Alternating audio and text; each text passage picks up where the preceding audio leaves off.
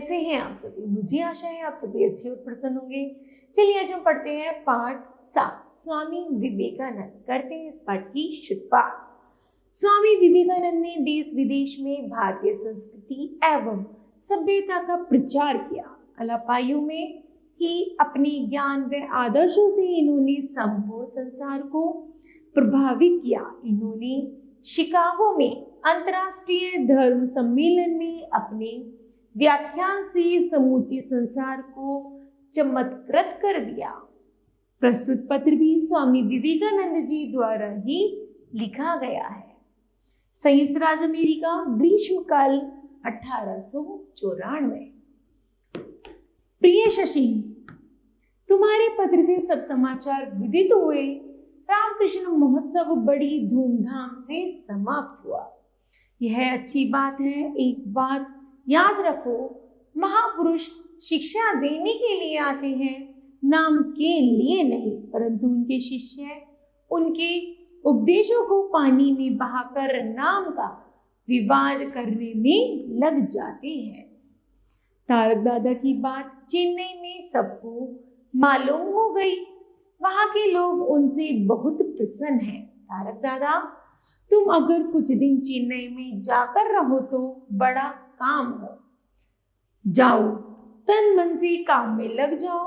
गप्पे लड़ाने और घंटी हिलाने का जमाना गया। मेरे बच्चे समझे, अब काम करना होगा। निरंजन ने लाटू के लिए गर्म कपड़े मांगे हैं। यहाँ वाले गर्म कपड़े यूरोप और भारत से मंगाते हैं। जो कपड़े यहाँ खरीदूंगा वही कलकत्ता में चौथाई कीमत में मिलेंगे। नहीं मालूम कब यूरोप जाऊंगा। मेरे सब कुछ अनिश्चित है। यह बड़ा जो मजेदार देश है। गर्मी पड़ रही है। आज सुबह बंगाल की बैसाख जैसी गर्मी थी, तो वो भी इलाहाबाद की माघ जैसा जाड़ा। 4 घंटे में कितना परिवर्तन। यहाँ के होटलों की बात क्या लिखूं। न्यूयॉर्क में एक होटल है जहाँ 5,000 रुपये तक रोजाना एक कमरे का किराया है। खाने का खर्च अलग। यहाँ रुपये पानी की तरह खर्च होती है। मैं शायद ही कभी किसी होटल में ठहरता हूँ। जहाँ कहीं जाता हूँ, लोग मुझे खुले हृदय से अपने घर में अतिथि बना लेते हैं। शिकागो में हेल का घर मेरा केंद्र है। उसकी पत्नी को मैं माँ कहता हूँ। उनकी कन्याएं मुझे दादा कहती हैं। ऐसा महापवित्र और दयालु परिवार मैंने दूसरा नहीं देखा। अगर खबर मिली कि एक गरीब फला जगह कष्ट में पड़ा हुआ है, तो बस ये स्त्री पुरुष चल पड़ेंगे उसे भोजन और वस्त्र देने के लिए। ये लोग गर्मियों में घर छोड़कर विदेश अथवा समुद्र के किनारे चले जाते हैं। बाकी सब बातें जिस तरह अंग्रेजों में दिखाई पड़ती है, वैसी भी यहाँ भी है। पुस्तकी आदि है सही, परंतु कीमत बहुत ज्यादा है। यहाँ वाले वस्त्र आदि का उत्पादन नहीं करते। ये कल औजार आदि बनाते हैं और गेहूं रुई आदि पैदा करते हैं। यहाँ सस्ते समझो। यहाँ फल कई प्रकार के मिलते हैं, जैसे केला, संतरा, अमरूद, सेब, बादाम, किशमिश, अंगूर खूब मिलते हैं। अनानास भी बहुत है, परंतु आम, लीची नहीं मिलते।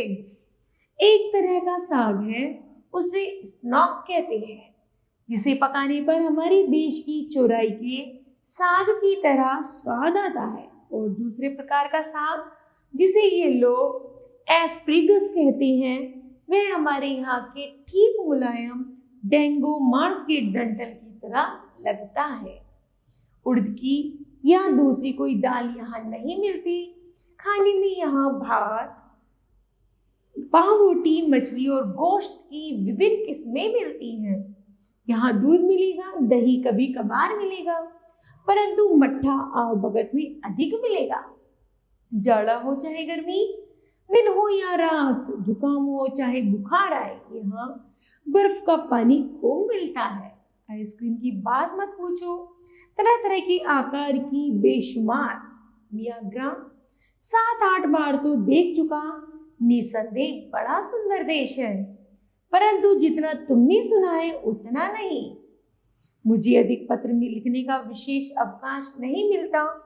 जहां तक व्याख्यान आदि का प्रश्न है, उन्हें लिखकर नहीं देता। बस खड़ा हुआ और कह चला, हमें समाज में, संसार में चेतना का संसार करना होगा। सुस्ती छोड़ो और कमर कसकर खड़े हो जाओ। उठो जागो जब तक लक्ष्य तक ना पहुंच जाओ। न रुको, जो अपना ही स्वार्थ देखता है आराम तलब है, आलसी है, उसके लिए नरक में भी जगह नहीं है। जिन्हें अपने आराम की सूझ रही है, जो आलसी हैं,